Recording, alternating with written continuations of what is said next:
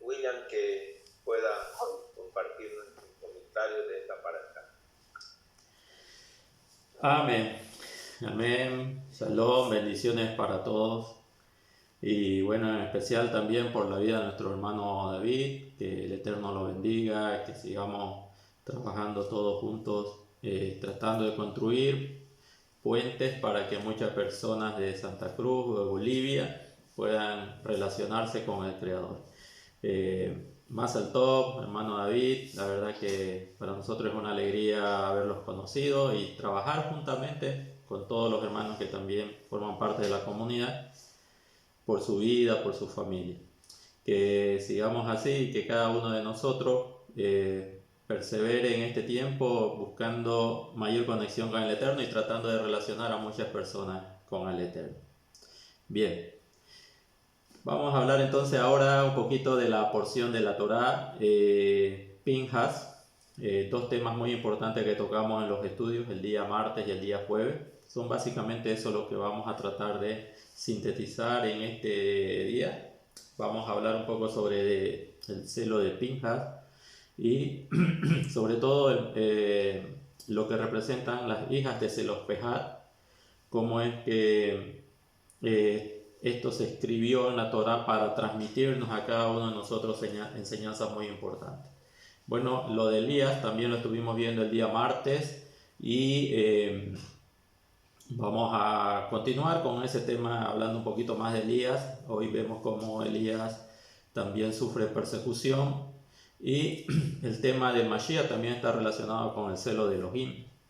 Entonces esta porción de la Torá manifiesta muchas enseñanzas. La verdad que el tiempo, 1 hora, hora y media, 2 horas, no son suficientes para poder transmitir todo el conocimiento que ya nosotros hemos venido adquiriendo en todo este tiempo en que hemos podido volvernos al estudio de la Torá. Pero sí hay puntos importantes que nosotros no debemos pasar por alto a fin de que podamos edificar. Bien, entonces nuestro hermano Pablo hoy leyó la porción que habla acerca del celo de Pinhas.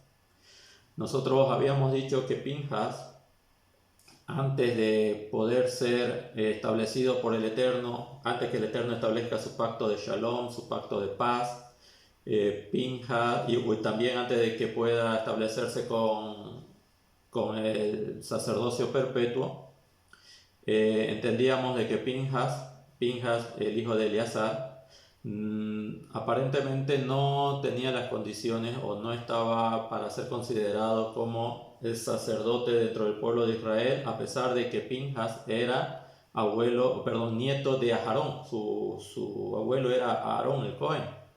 Sin embargo, vemos que aparentemente había sido establecido que Pinhas no pudiera acceder a lo que iba a ser los servicios en el templo como sacerdote. Posiblemente como levita sí, pero como sacerdote no.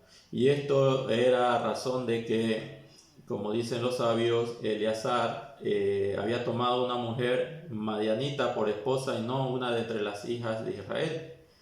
Y al igual que Moshe, el siervo del Eterno, Moshe, recordemos nosotros que en su exilio tuvo que salir de Egipto y tuvo 40 años en el desierto, pero en el transcurso de esos 40 años él estableció una familia, Moshe Rabenu, con una madianita, en este caso la hija de Yitro, Zípora. Los sabios dicen que como un lazo familiar que hubo entre la familia de Moshe y la familia de Aarón, en un momento de encuentro también Eleazar toma como esposa a una de las hijas de Yitro, es decir, que se casa con una de las hermanas de Zípora. Y producto de ese matrimonio entre Eleazar, el hijo de Aarón, y la mujer madianita es que nace Pinhas. Entonces Pinhas no era considerado como para poder suceder dentro de los servicios en el santuario como Cohen, en vista de que provenía obviamente de la unión de un israelita, pero no con una mujer israelita, sino con una mujer de otra nacionalidad. Y coyunturalmente, en el momento en que se ve esta situación, cuando lo hemos leído en la anterior porción de la Torá, cuando Pinhas atraviesa a un israelita y a una mujer madianita, a Zimri y a Cosbi respectivamente. Entonces, a través de ese acto sangriento, a través de la muerte de estas dos personas, se expía el pecado de Israel, en parte por el hecho de que habían despertado la ira del Eterno al prostituirse con las hijas de Moab y al mismo tiempo al prostituirse rindiendo adoración a Baal Peor. Este Baal Peor, que en el transcurso de la historia del pueblo de Israel y de los tiempos ha manifestado un cambio en sus nombres. Vemos nosotros, por ejemplo, en los días de Moshe se lo conocía como Baal Peor, y también en los días de Elías. Pero ya cuando nosotros vemos un poco más sobre lo que está escrito en el libro de los escritos de los Talmidim de Yehoshua, los seguidores del Mashiach, encontramos a Baal Peor con una variación en cuanto al nombre. El nombre con el cual se conoce a Baal Peor en los escritos de los apóstoles del Mashiach es Baal Zebú, el príncipe de las moscas. Y habíamos explicado por qué este Baal Zebú era el príncipe de las moscas, y esto está muy relacionado con lo que se nos dice cómo era el culto de adoración para Baal. Un ídolo, alguien iba y se sentaba junto al ídolo, y ustedes saben que ahí hacían sus necesidades y de esa manera rendían pleitesía. Por eso es que ya lo encontramos nosotros en los escritos de los discípulos de Mashiach, a Baal Peor con el nombre de Baal Zebú, el príncipe de las moscas, y no hay que razonar mucho para darse cuenta por qué las moscas perseguían a este ídolo. Es por el tipo de adoración que recibía. Entonces, vemos nosotros que esta figura de Baal Peor es una figura que se viene manteniendo a lo largo de los escritos inspirados, los escritos sagrados que nosotros estudiamos. Y en la anterior porción de la Torá habíamos manifestado que, bueno, los hijos de Moab, actualmente Moab no se sabe dónde está. Moab es una nación mezclada entre muchas otras naciones, pero al fin de los días Balaam había manifestado de que iba a salir una estrella de Jacob, el cual iba a herir en la sien a Moab.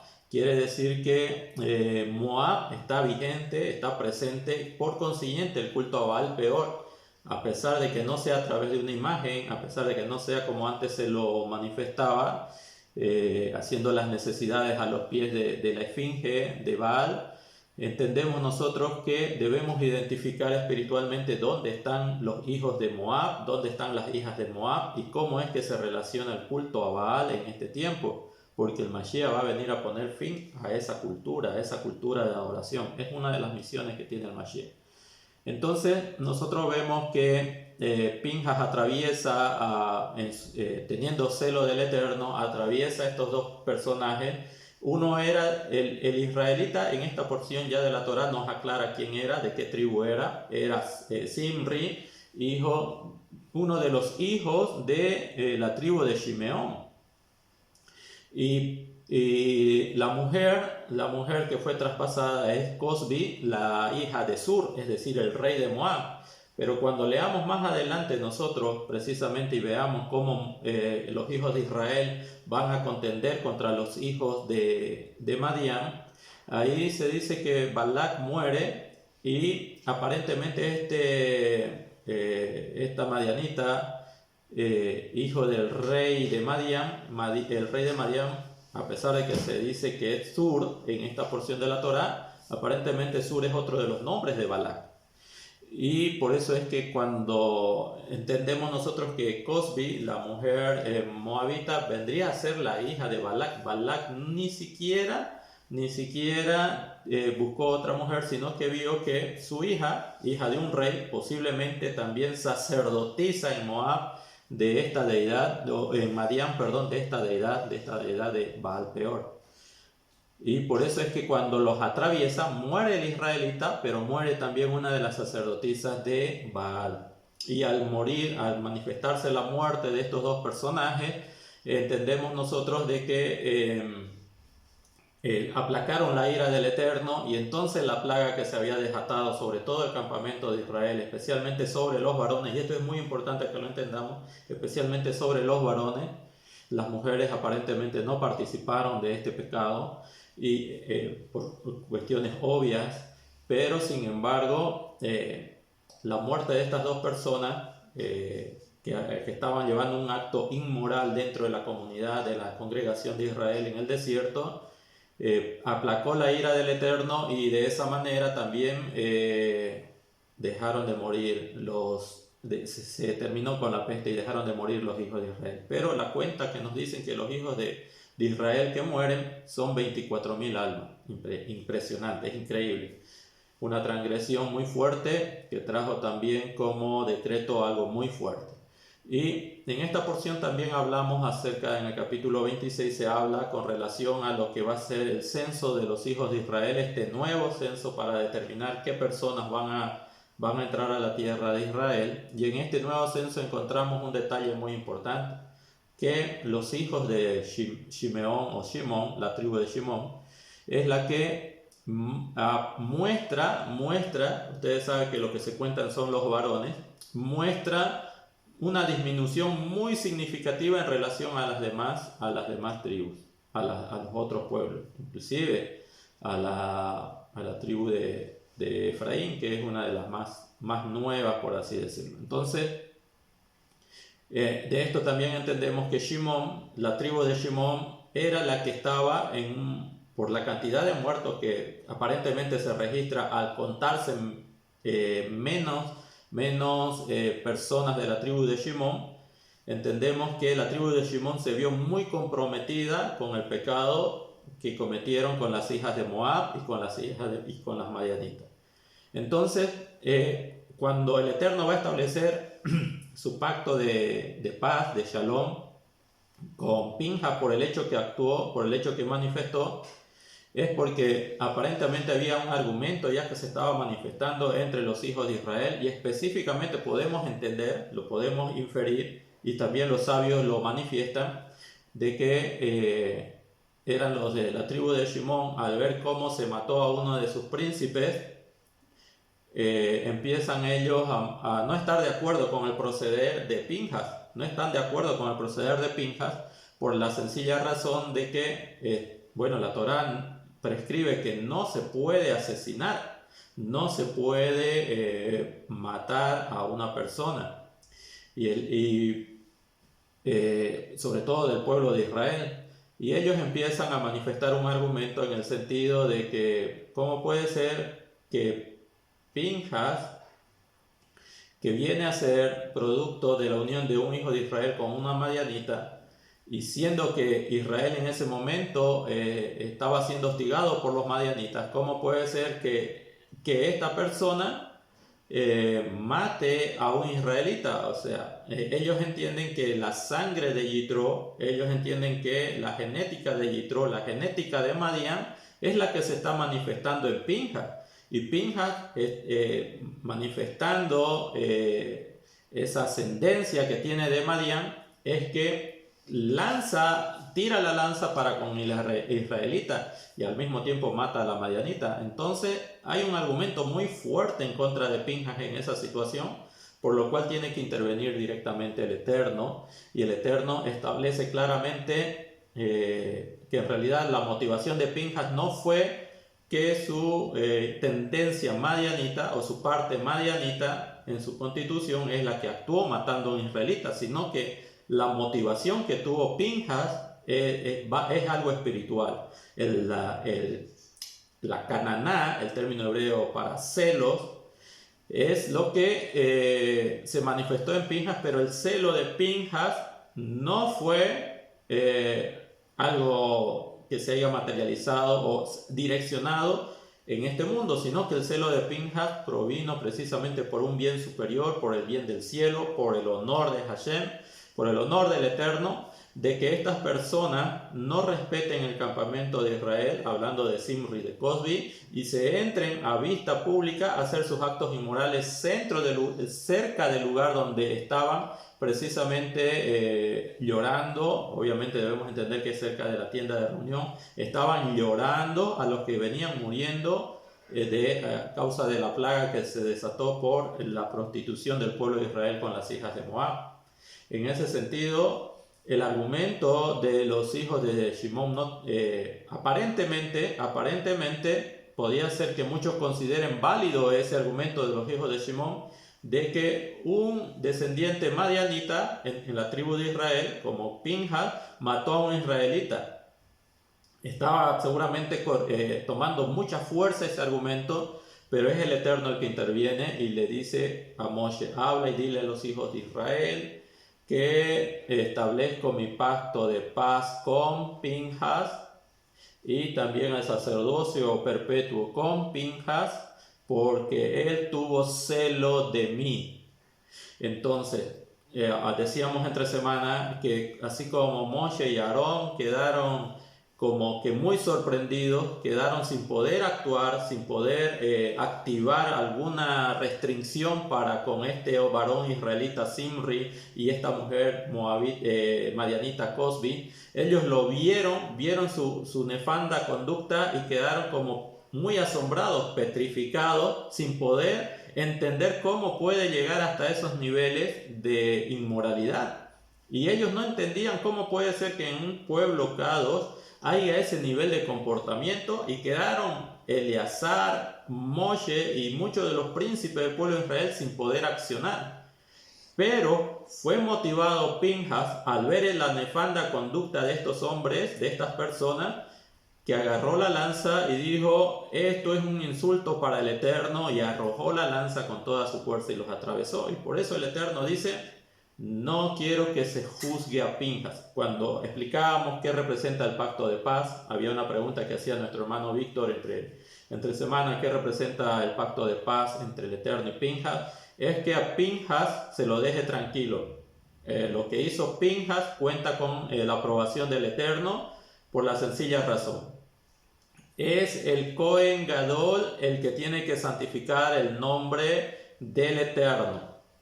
La función de los sacerdotes es santificar el nombre del Eterno, es promover que la santidad del nombre del Eterno no se vea menoscabada entre el pueblo de Israel. Pero cuando vemos a Moshe Rabenu, el Gadol, el grande de la generación, el Sadik de la generación, y vemos a Eleazar, el Cohen Gadol, en ese momento no accionan nada para poder manifestar o restablecer el honor del Eterno. Sin embargo, Pinhas, que aparentemente ante la vista de toda la comunidad de Israel no tiene derecho al sacerdocio, él hizo la función de un sacerdote y atravesó a estos dos inmorales, y de esa manera el Eterno dice: lo que hizo Pinhas en realidad lo tendría que haber hecho o Moshe, o lo tendría que haber hecho Eleazar, o cualquiera de los Kohanim, o cualquiera de los Levín, pero no lo hicieron. Él, sin embargo, fue motivado y tuvo celo de mí, y por eso yo no permito que se lo juzgue mal. Yo establezco mi pacto de paz con él, y él va a vivir en medio de la congregación de Israel, y nadie va a poder tomar su vida. Él está en paz con el Eterno. Establezco mi pacto de paz y nadie lo puede juzgar por lo que hizo, porque ustedes no se movieron a hacerlo por mí, sino que lo hizo él. Entonces yo establezco mi pacto de paz con él. No quiero que se lo juzgue, no quiero que se lo vea de mala manera. Y es más, él que no podía ser sacerdote, ahora yo digo que en él también va a servir como sacerdote, y sus hijos después de él, y esto es un pacto perpetuo. Entonces todos entendieron, inclusive los hijos de Shimón entendieron lo que el Eterno hizo en ese momento. Pinhas ahora puede ser reconocido como un israelita genuino, y al mismo tiempo puede llegar a servir como descendiente, nieto de Aarón, hijo de Eleazar, puede llegar a servir dentro de los parámetros del santuario como sacerdote. Entonces, lo importante aquí es ver, y lo que decíamos entre semanas, es que a veces nuestra función de nosotros es santificar el nombre del Eterno. cuando estamos construyendo algo para santificar el nombre del Eterno, y dentro de lo que se está construyendo vemos que hay posturas que en vez de traer santificación, un buen testimonio, en vez de ser luz, en vez de manifestar la gloria del Eterno a través de sus vidas para con otras personas, es todo lo contrario, es tropiezo. Se habla con esa persona, no entiende, se le explica a esa persona cuáles son sus procedimientos y no entiende. Entonces nosotros tenemos que interponer el honor del Eterno aún acerca de lo que nosotros pensamos. Y muchas veces esa es la función de los líderes. Muchas veces esa es la función de los líderes y en la que están fallando. Y en la que están en un momento tal vez motivados por otro tipo de circunstancias y no por el honor del Eterno. Y esto a veces sucede no solamente en la comunidad, puede suceder en nuestra familia, cuando el padre es muy permisivo con los hijos o el padre es muy permisivo con las personas que viven bajo su casa, y en vez de que se santifique el nombre del Eterno, así como el sacerdote Elí más adelante vio también que sus hijos no se corregían, no les habló muy fuerte, no consideró este aspecto y fue desechado él como líder, fue desechado él como sacerdote. Y así también puede pasar con nosotros si nosotros no somos motivados para poder traer honor y santificación al nombre del Eterno. Es nuestra responsabilidad de nosotros actuar de esa manera, pero siempre y cuando el celo que nosotros tengamos por el Eterno no esté acompañado de algo personal. Si estamos heridos por la actitud de un hermano que haya actuado en contra de nosotros y queremos esperar la oportunidad para reprenderlo, para exhortarlo, es mejor no hacerlo. Solamente cuando el honor del Eterno está muy menoscabado entre las personas o en la comunidad, es que nosotros debemos tomar decisiones como las que tomó Pinhas, y como también hemos hablado que la tomó Rab Shaul cuando dice que uno de la comunidad se está comportando peor que los gentiles, está dando una imagen de los seguidores del Eterno peor que el de los gentiles, tanto así que ha tomado a la esposa de su padre para convivir con ella. Entonces al tal, entréguenlo a Satanás. Y ya habíamos explicado que ese término, entréguenlo a Satán, significa expulsarlo de la comunidad, expulsarlo de donde hay luz. Y tal vez de esa manera, dice Rab Shaul, hagamos que él reflexione y salve su alma. Cuando ya no esté en el lugar donde se juntan las personas que están buscando establecer el honor del Eterno por encima del honor de cualquier otra cosa. Entonces, el celo de Pinhas es un celo motivado por el Eterno. Cuando el celo es motivado por el Eterno, usted, si es guiado por el Ruach HaKodesh, ese celo lo puede elevar a usted espiritualmente. Pero si el celo es motivado desde su corazón por alguna situación en el corazón o en el alma que esté herida, a causa de alguna acción que haya hecho una persona o un hermano, y usted espera la oportunidad para poder en un momento reprenderlo, para poder en un momento tal vez exhortarlo, entonces esa motivación tal vez no sea por el Eterno, sea simplemente por su ego o por su condición de herido, del alma herida que usted puede llevar. Entonces tenemos que aprender nosotros a de poner primeramente el honor de Hashem por sobre nuestros intereses personales. En esta porción de la Torá también se habla de eso, cuando el Eterno le dice a Moshe, después del asunto de las hijas de Zelofehad, les dice a Moshe, mira, ven, sube a este monte, y le abre la vista, le abre la visión para que vea a Israel. Y le dice, ciertamente contempla la tierra, porque tus días están muy cerca, que tú te puedas reunir con tu hermano Aharón, puedas tener el mismo destino que tu hermano Aharón. Obviamente dicen los sabios que 7 meses antes había fallecido ya Aarón, y que entonces el Eterno le estaba diciendo a Moshe que el tiempo de la conquista de la tierra prometida, de entrar a poseer la tierra prometida, estaba muy cerca. Y en ese momento la actitud de Moshe, ¿cuál es? La de un sadik. ¿Qué dice Moshe? Moshe se empieza a preocupar por la congregación, se empieza a preocupar por la comunidad de Israel, y él teniendo la oportunidad de aprovechar y decir, bueno, Hashem, amo del universo, usted que es nuestro Elohim, por favor no deje a nuestro pueblo sin un pastor, que haya un pastor que salga y entre con tu pueblo, es decir, que vaya a las guerras y vuelva con tu pueblo, que los lidere, que los mantenga unidos a tu Torah, que no se dispersen, que no se aparten, que tenga el espíritu para poder mantener a la comunidad en tus caminos. Moshe le está hablando así al Eterno, y él no aprovecha la oportunidad y dice, por favor, yo te ruego que pongas tu espíritu sobre mis hijos, o uno de mis hijos lideren a la comunidad de Israel, o uno de mis hijos sea el líder de la comunidad de Israel. No hace eso Moshe, como ahora lo hacen los líderes. Eso es lo que hablábamos el día jueves, el día martes. Muchos líderes en este tiempo edifican cosas muy hermosas con el Creador, porque el Creador utiliza a algunos siervos y nos alegramos de que eso sea así, y muchas personas colaboran, y muchas personas se entregan, y muchas personas vienen a formar parte de esos movimientos que el Eterno empieza a levantar, pero sucede que a la hora de poder nombrar un sucesor, porque recordemos que la Torá nos dice que nuestro servicio al Eterno tiene un límite. Nosotros no podemos perpetuar nuestro servicio al Eterno a la cabeza de una congregación permanentemente. La Torá nos establece que a los 30 años se empieza y a los 60 años tiene que ceder eso, tiene que haber una renovación.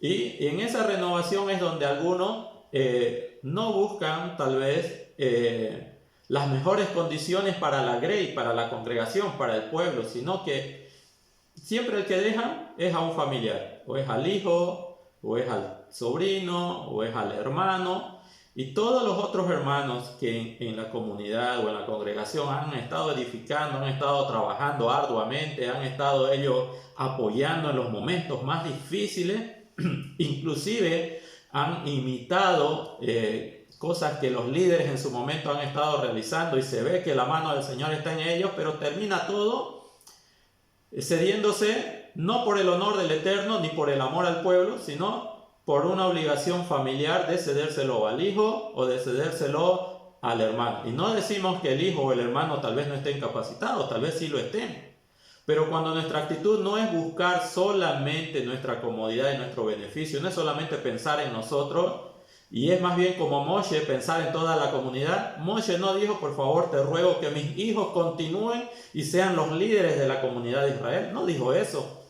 Le pidió un líder que Hashem escoja, que sea Hashem. En otras palabras, mejor dicho, Moshe lo que le está diciendo al Eterno: yo depongo mis aspiraciones personales, cómo no quisiera que mi hijo sea el que me suceda.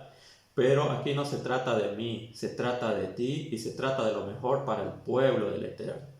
Se trata lo mejor para cumplir tus propósitos. Entonces escoge tú. Y entonces en ese momento vemos que Yehoshua bin Nun es el que escoge el Eterno, ¿no? Y es Yehoshua, aquel Yehoshua bin Nun que viene de Efraín, de la casa de Yosef.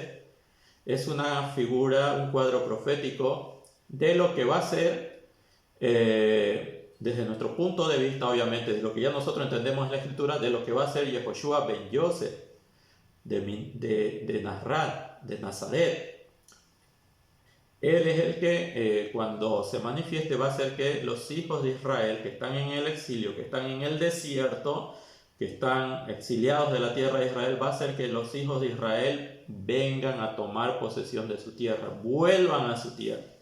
Y es Yehoshua ben Yosef, o sea, de la tribu de Yosef, como este Yehoshua de Efraín, es el que los introduce físicamente a la tierra de Israel. Así Yehoshua también, Yehoshua ben Yosef, mi Nazaret, de Nazaret, el que va a hacer que los hijos de Israel que se encuentran exiliados en el desierto, es decir, en el exilio, puedan nuevamente encontrar caminos de unificación para venir a formar parte de el mundo por venir, con el tabernáculo de David reconstruido, es decir, que nuevamente las 12 tribus de Israel, de común consentimiento, a través de un hijo de David, sirvan al Eterno.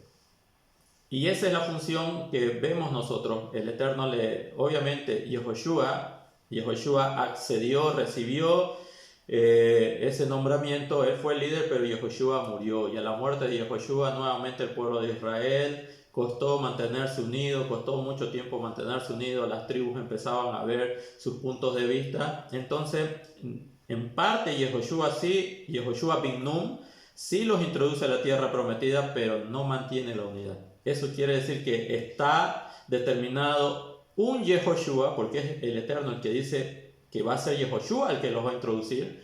Entonces está manifestado implícitamente de que va a haber un Yehoshua que sí los va a unificar, y ese reino no se va a dividir, no se va a esparcir, va a permanecer, como dice el profeta Daniel, no tendrá límites de tiempo. Y es por eso que entendemos que el nombramiento de Yehoshua en el desierto a través de Moshe, y Moshe le traspasa parte de su espíritu y de sus cualidades a través de la imposición de manos, para que él sea respetado y recibido en toda la comunidad de Israel. Entendemos nosotros que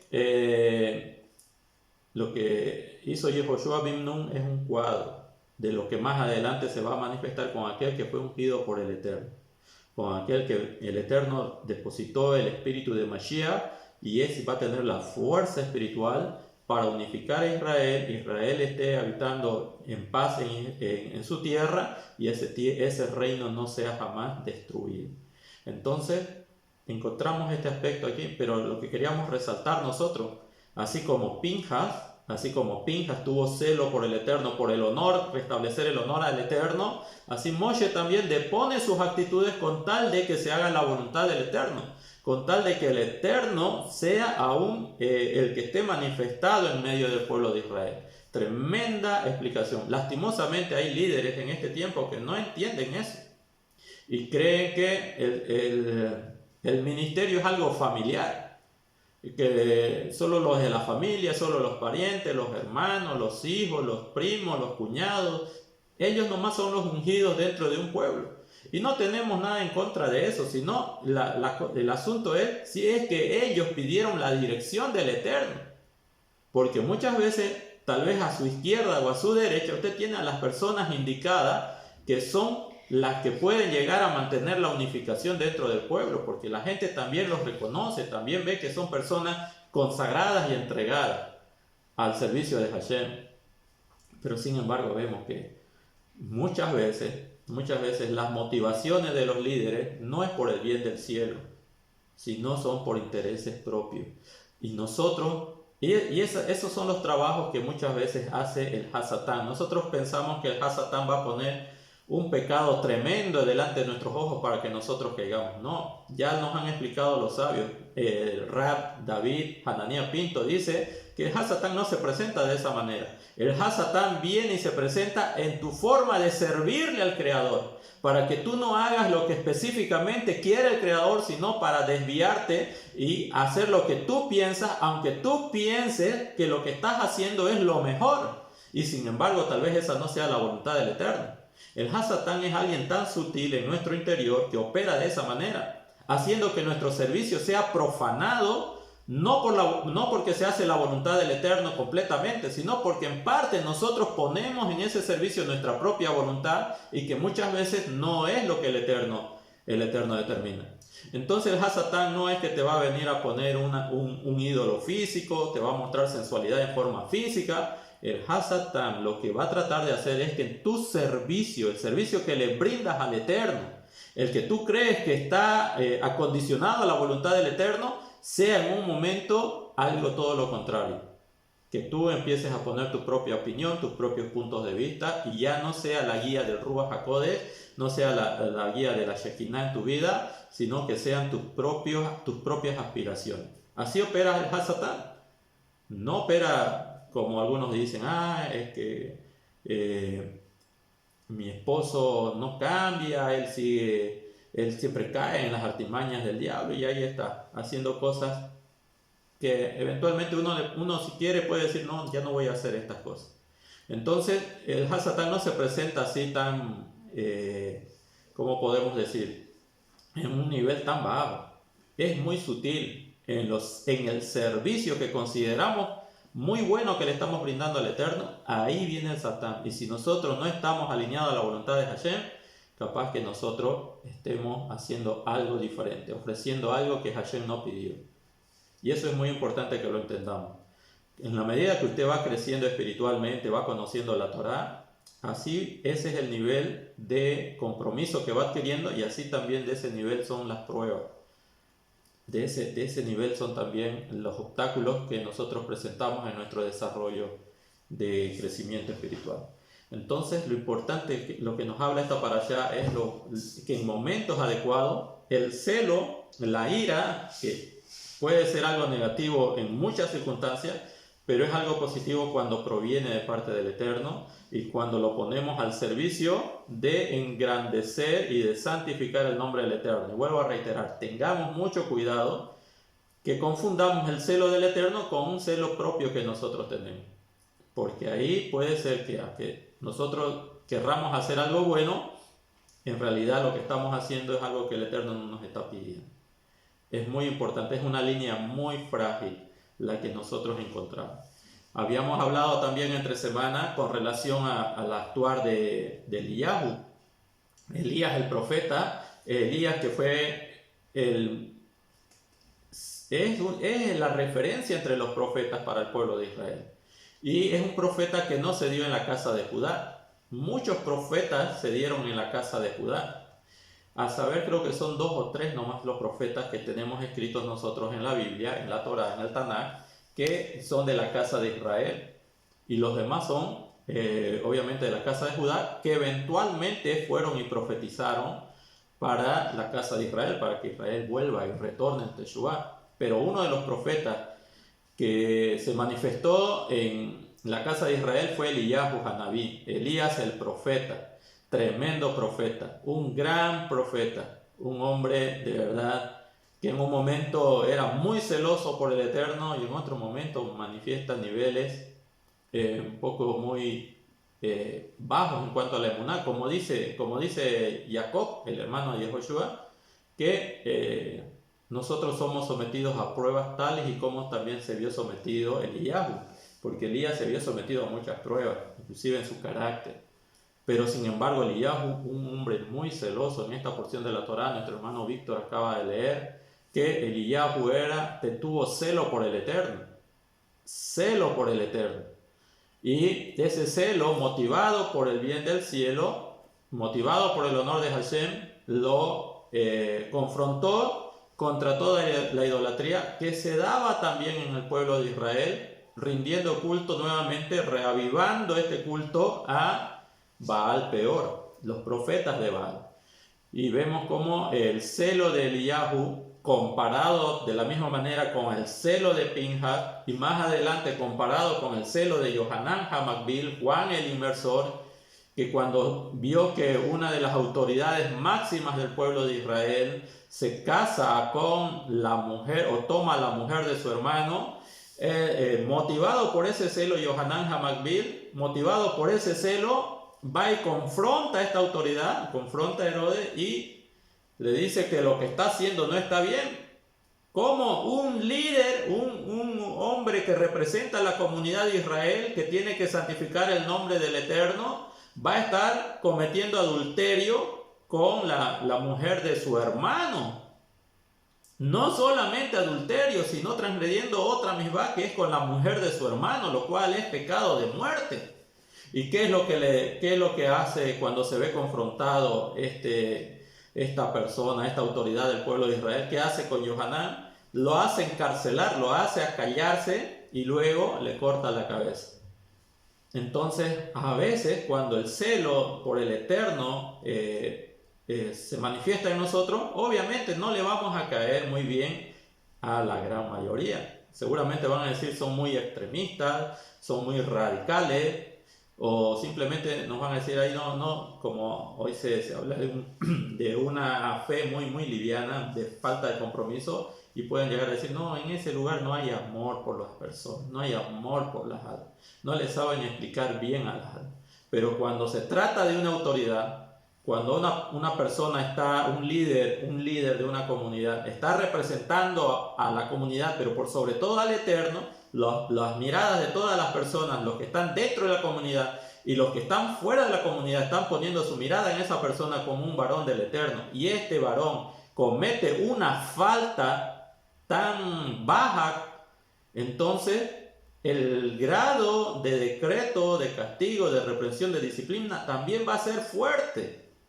De acuerdo a nuestro nivel de responsabilidad y compromiso con el Eterno, así también el Eterno se va a manifestar con nosotros en la disciplina o en la corrección. Así como se manifestó en el desierto con esta generación muy elevada, muy espiritual, cometió idolatría, el Eterno mandó muerte. 24,000 murieron por el nivel de responsabilidad, el nivel de kedushá que había en ese lugar. Así también se tiene que manifestar en determinados momentos cuando ya se está cruzando la línea, cuando las personas cruzan la línea de lo permitido de acuerdo a la Torá. Y los líderes a veces tienen que ser motivados, tienen que buscar esa guía de cómo restablecer el honor del Eterno en medio de la congregación. Yohanan HaMakbil hizo eso y le costó la vida, no importa. Hizo eso Pinhas y sabía que él podía morir. No importa, el honor del Eterno está primero. Eliyahu Hanabí, Elías el profeta, se enfrentó a 450 profetas de Baal y otro tanto de los profetas de Asera. Lo que pasa es que a veces no hablamos mucho de los profetas de Asera. Él, contra todas esas personas, es algo que, la verdad, él estaba inclusive poniendo en riesgo su integridad física y su vida, pero no le importó, porque lo que nos trata de decir esta parashá, que el honor de Hashem tiene que estar por encima de nuestra forma de pensar, inclusive si eso va en contra de nuestras vidas. Y en esta porción de la Torá también, o en esta porción de la Torá de nuestro hermano José Luis, ha leído sobre lo que ocurre en Marcos capítulo 11. ¿Qué pasa en Marcos capítulo 11? El Mashiach. El Mashiach, ¿para qué vino el Mashiach? El Mashiach vino para establecer la redención. Como han dicho los sabios, si el pueblo de Hashem lo merece, la redención se va a dar pronto. Si el pueblo de Hashem no lo merece, bueno, la redención tardará un poco. Vino el Mashiach, y en el relato que acabamos de leer en Marcos 11, del verso 11 al 21, dice que él se va a Betania y en un momento está con los discípulos y decide ir al templo. Lo vamos a leer dentro de unos instantes.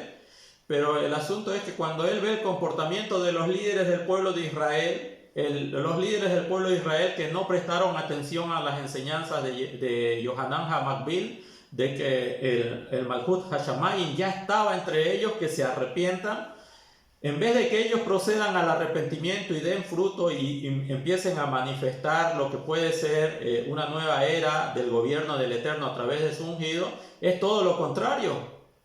Es todo lo contrario, y hay una serie de división al interior del pueblo de Israel. Al fin y al cabo hay muchos grupos que promueven una manera va a ser la redención, el otro dice de otra manera, y los que están sirviendo en el santuario ni siquiera tienen temor del Eterno. Los líderes, por eso en Juan 1:11 cuando nos dice a lo suyo, o sea a su propósito vino el Mashiach, a traer la redención vino el Mashiach, pero los suyos, los que son de su mismo oficio, los que tienen la misma envergadura espiritual, los líderes del pueblo de Israel, no entendieron el tiempo, no lo recibieron.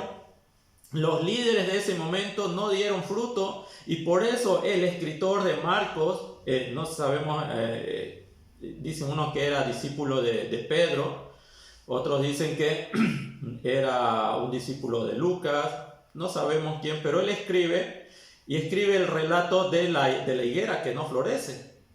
Entonces, cuando el Mashiach ve ese comportamiento de los hijos de los líderes del pueblo de Israel, que no escucharon, no prestaron atención a las enseñanzas de Juan el Bautista, Yohanan HaMakbil, Ben Zacarías, y se siguen comportando como que no es tiempo de la redención, como que no hay que volver su corazón al Eterno, siendo líderes. Y cuando va el Mashiach al santuario ve esa corrupción, ¿cómo puede ser? ¿Dónde están los Pinhas? ¿Dónde están los Elías? ¿Dónde están los Juan el Bautista? No hay nadie que abogue por el honor del Eterno. No hay nadie que responda las cosas en su lugar. ¿Cómo puede ser posible eso? Entonces vemos que las escrituras dicen que el celo de Elohim me consume. Y actuó el Mashiach. ¿Qué hizo el Mashiach? ¿Qué hizo el Mashiach? El Mashiach agarró un látigo. Sí, hermano, a veces es así. No se sorprenda. Pinjas agarró una lanza. Elías agarró una espada y a uno por uno los decapitó. No dijo pobrecito. Bueno, ahora ya no dijo Elías, pobre de ustedes, es que ustedes no sabían, es que ustedes estaban mal influenciados. Y bueno, si se arrepienten ahora y sirven al Eterno. No hizo eso. No hizo eso Elías. De una vez, todos fueron decapitados. Y a causa de eso, lo que leyó nuestro hermano Víctor, a causa de eso hubo una persecución por Elías. Se empezó a perseguir la vida de Elías. Y así como querían tomar la vida de Pinjas, hasta que el Eterno estableció el pacto de Shalom, así también querían tomar la vida de Elías.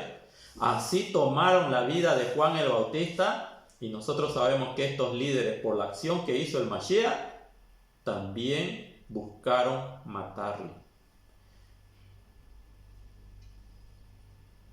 Cuando nosotros entendamos qué es el celo de Elohim, cuando nosotros estemos en un nivel tan elevado para entender qué es el celo de Elohim, entonces no vamos a temer, inclusive lo que pueda pasar con nosotros, con nuestra familia. Pero cuando usted interpone primeramente sus sentimientos, primeramente sus percepciones, y deja de percibir, deja de ver con los ojos de Hashem, entonces es que usted está negociando con este mundo. Entonces el Mashiach dice que después de eso pasó por una higuera y vio que la higuera floreció, que tenía flores, pero fue a buscar fruto. ¿Y qué pasó con la higuera? La higuera no tenía fruto. ¿Qué dijo el Mashiach? La maldijo y que se seque desde la raíz. Bueno, hay mucha información con esto. La higuera, unos dicen que la higuera es Israel, otros dicen que la higuera son los tzadikim. Yo me inclino más que son los tzadikim. Y esa generación de la higuera en los días del Mashiach no estaba preparado para la redención. Cuando el Mashiach dice que la higuera que se seque, y al otro día cuando pasa Simón Kefá y ve la higuera, wow, la higuera que tú maldijiste, de verdad, mira, se secó la higuera, la que tú maldijiste.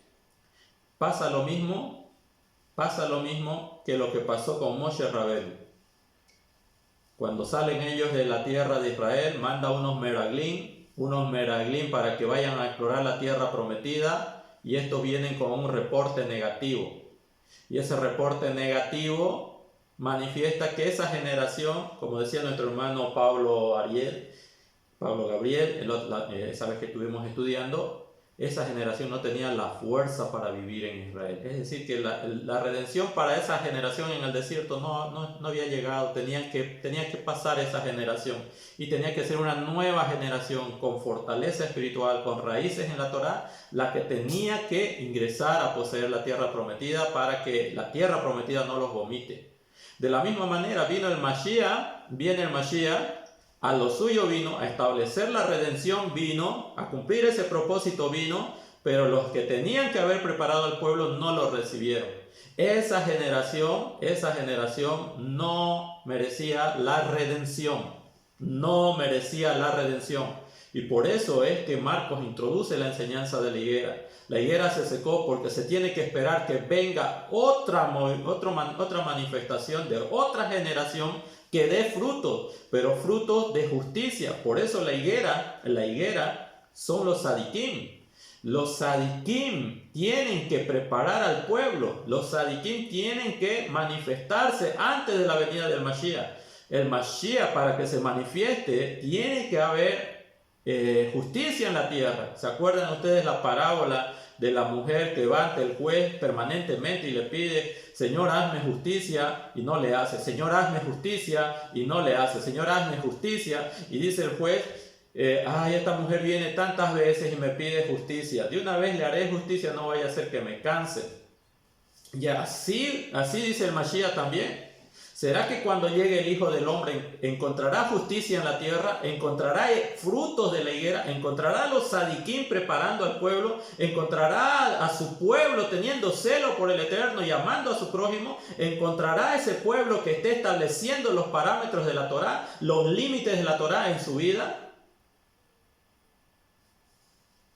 Y nosotros tenemos que preguntarnos eso. Nosotros tenemos que preguntarnos eso. ¿Estamos preparados para entrar al mundo por venir? ¿O si entramos en estas condiciones al mundo por venir, estaremos transgrediendo todos los mandamientos del Eterno? Y la tierra de Israel nos puede expulsar. ¿Estamos preparados? ¿Estamos haciendo de nuestra parte? ¿Estamos consagrándonos en el estudio de la Torá, en las acciones de la Torá? ¿Estamos siendo celosos de nuestra preparación, de nuestra familia? Estamos siendo celosos por el Eterno, sobre todo. Queremos que se establezca el reino de los cielos. Sí, en los días del Mashiach tuvieron que usarse palabras fuertes. En nuestros días, hermano, usted mira a su alrededor. ¿Será que todo está preparado? ¿O será que los Pinjas, los Elías, los Juan el Bautista o el carácter, el espíritu del Mashiach no se está manifestando? El día jueves, el miércoles al anochecer, hasta el jueves al anochecer, se llevó a cabo el ayuno del 17 de Tamuz.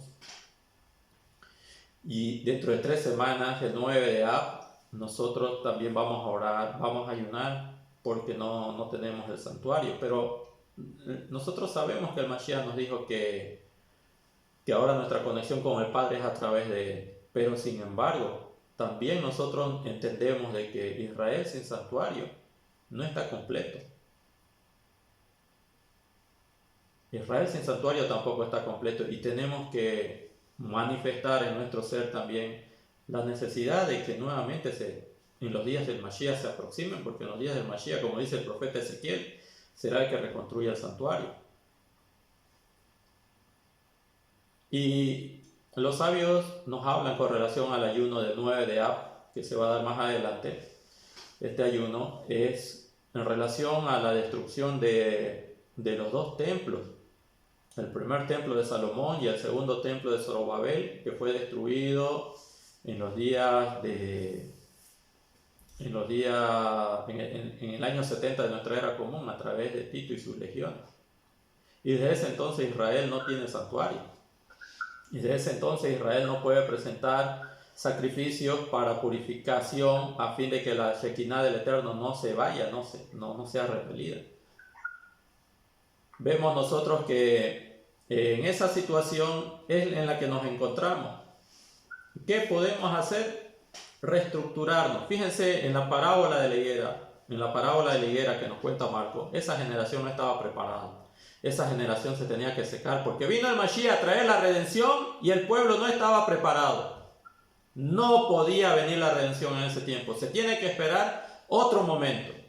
Y así como los sabios han dicho, así como los sabios lo han establecido, cada generación en la cual el templo de Jerusalén no es reconstruido, esa generación también se considera culpable de la destrucción del templo. Porque si esta generación no hace los méritos para que venga el Mashiach y se reconstruya el templo, esta generación, si hubiera vivido en los días en que se destruyeron el templo, no hubiera podido cambiar los hechos. Hubiera sido culpable. ¿Por qué? Porque no están dando fruto. La higuera no está dando fruto. No puede restablecerse el reino del Eterno hasta que los justos, los sadiquim, los frutos de la higuera empiecen a manifestarse. Entonces, si no tenemos templo en este tiempo, en parte es no estamos preparados.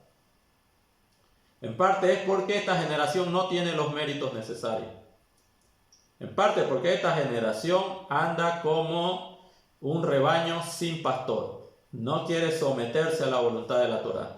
Y la única autoridad la que quiere tener sobre su vida es lo que piensa y lo que cree y lo que siente que se debe creer de las Escrituras, pero no comprometerse con el cumplimiento de la Torá, como lo han hecho los profetas, como lo han hecho los discípulos del Mashiach. Y por eso el Mashiach dice que la comunidad del Mashiach está establecida en lo que han dicho los profetas y los apóstoles: restaurarnos, comprometernos, santificar el nombre del Eterno. Y hasta que el pueblo no entienda, el santuario no se reconstruirá. Y de eso nos habla lo que decíamos, queríamos tocar también el tema un poco de las hijas de Zelofejad.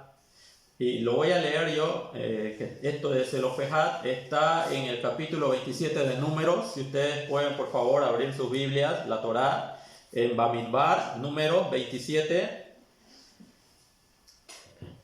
Del 1 al 11 lo voy a leer y luego vamos a desarrollar algunos puntos por el tiempo. No vamos a hablar de todo, pero fíjense, dice, Números 27:1 dice: vinieron las hijas de Zelofejad, hijo de Jefer. Zelofejad era el hijo de Jefer, o sea que estas hijas eran las nietas de Jefer, hijo de Galaad, hijo de Maquir, hijo de Manasés, de la familia de Manasés, hijo de Yosef, o sea que vienen de Manasés pero son de Yosef.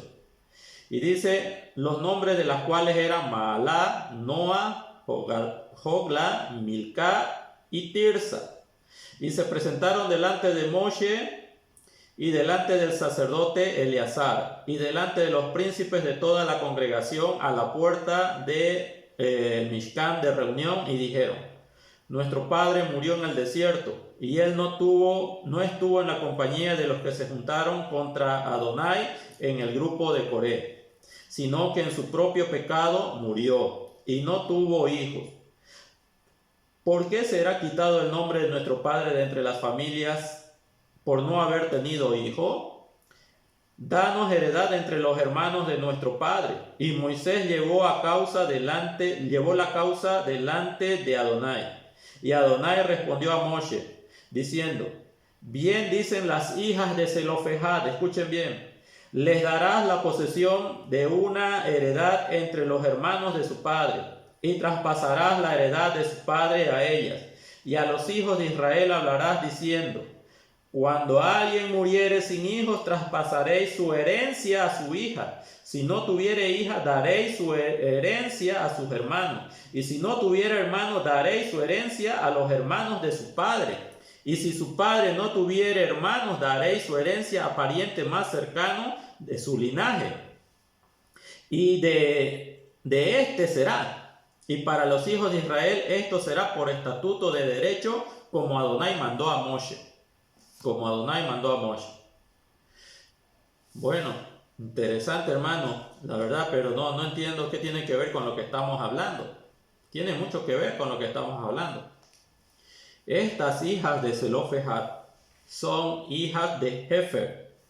Jefer salió de la cautividad de Egipto. Cuando Moshe hace 40 años atrás los liberó de Egipto, Jefer salió. Y Jefer tuvo como hijo a Zelofejad. Y Zelofejad seguramente también salió de Egipto. ¿Por qué sabemos que salió de Egipto? Porque las mujeres, estas hijas, aclaran estas hijas que su padre no muere en el desierto por el pecado que cometieron los seguidores de Coré, sino que él muere por su propio pecado. Algunos dicen que el pecado que cometió es el que nos hablaba en la anterior porción, hace creo que 4 o 3 porciones, no recuerdo bien. Se nos hablaba de que un hombre salió a trabajar en Shabbat. Esa es una especulación. Algunos determinan que efectivamente Zelofejad fue aquel que fue juzgado por trabajar en Shabbat y prender fuego en Shabbat, y luego es encarcelado, es juzgado y luego se decreta su lapidación. Algunos dicen que ese fue el pecado, pero otros dicen no, su pecado fue algo natural en el desierto. O sea, murió obviamente con alguna transgresión, pero murió también por muerte natural, por así decirlo. Entonces las hijas dicen: nuestro padre no murió, no perteneció a la generación que en un momento nació en el desierto. O sea, Zelofejad no nació en el desierto. Zelofejad nació en Egipto, salió con su padre muere en el desierto, y Zelofejad muere por el decreto del Eterno de que obviamente ninguna de esa generación iba a entrar a la tierra prometida. Seguramente Zelofejad estuvo en el llanto de esa congregación cuando los espías trajo el mensaje de que la tierra que iban a entrar a poseer era una tierra con hombres gigantes que eran como langostas, y ustedes saben que en ese momento el Eterno decretó que esa generación no puede poseer la tierra, no está preparada para la redención.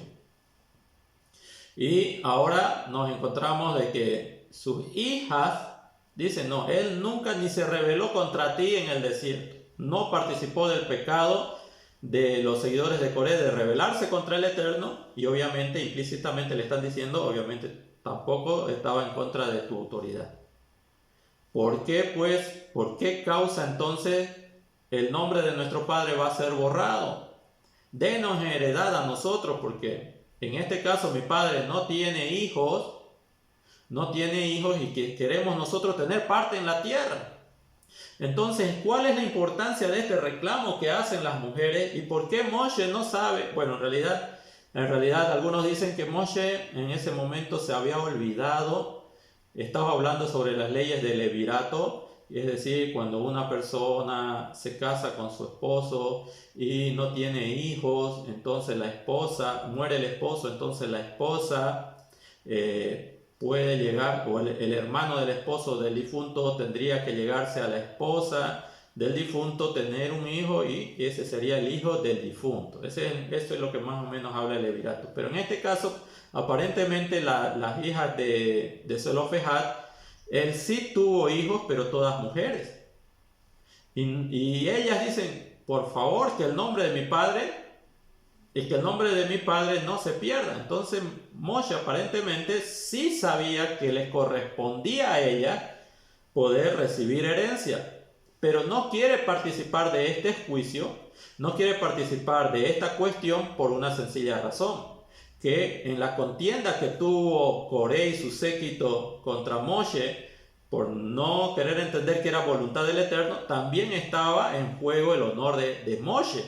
Entonces, un juez, un legislador, si en algún momento se vio favorecido por alguna decisión o alguna determinación de alguien y luego ese alguien viene a buscar justicia ante el juez obviamente, por haber recibido ese beneficio, en este caso el beneficio fue que Zelofehad, al no participar de Coré, estaba apoyando a Moshe. Entonces Moshe no quiere manifestar un juicio en este caso porque no sería totalmente imparcial.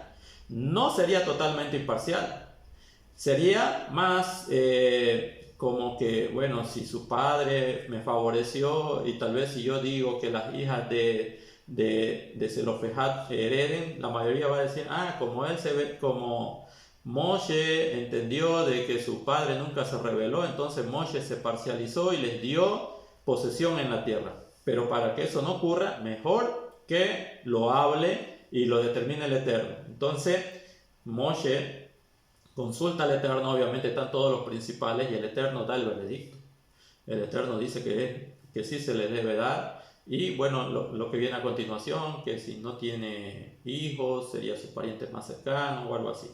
Lo hemos visto. Lo importante es que nosotros sabemos que Moshe sí sabía cómo actuar. Por lo último que dice en el verso 11, al final dice, como Adonai le mandó a Moshe, le mandó en un sentido anterior. O sea, ya Moshe había recibido estas instrucciones de cómo actuar, pero Moshe, un hombre humilde, un hombre ético, que busca establecer siempre la voluntad del Eterno, no quiere él pudo haber dicho, denle posesión a las hijas de Zelofehad, pero podía haber quedado ante los ojos de los hijos de Israel como que él las estuviera favoreciendo, gracias a que su padre también lo apoyó a él en la revuelta de Coré. Como Moshe no quiere que eso suceda, entonces no es que desconoce, sino que prefiere que sea el Eterno mismo, y de esa manera el Eterno determinó cómo se debería proceder. Pero lo interesante aquí es la actitud de estas mujeres.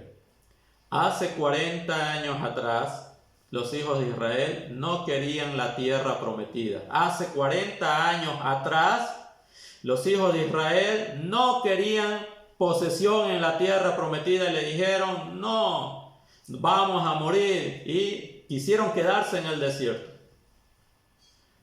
Pero esta nueva generación no solamente tiene hombres de virtud, vemos que las mujeres Las mujeres nos están dando una enseñanza a nosotros y a toda la congregación de Israel. Ellas dicen, nosotras estamos preparadas para tomar la tierra por heredad, pero no nos dejen sin heredad. Nosotros queremos formar parte de esa tierra. Queremos entrar a esa tierra y tener posesión en esa tierra que Hashem le prometió a nuestros padres. Nosotros creemos que Hashem nos las ha dado. Estamos preparados para luchar inclusive y tomar posesión de esa tierra. No nos nieguen ese derecho. Ahora sí, vemos nosotros. Ve la actitud también el Eterno de estas mujeres. Dicen, verdaderamente esta generación es la que tiene que entrar.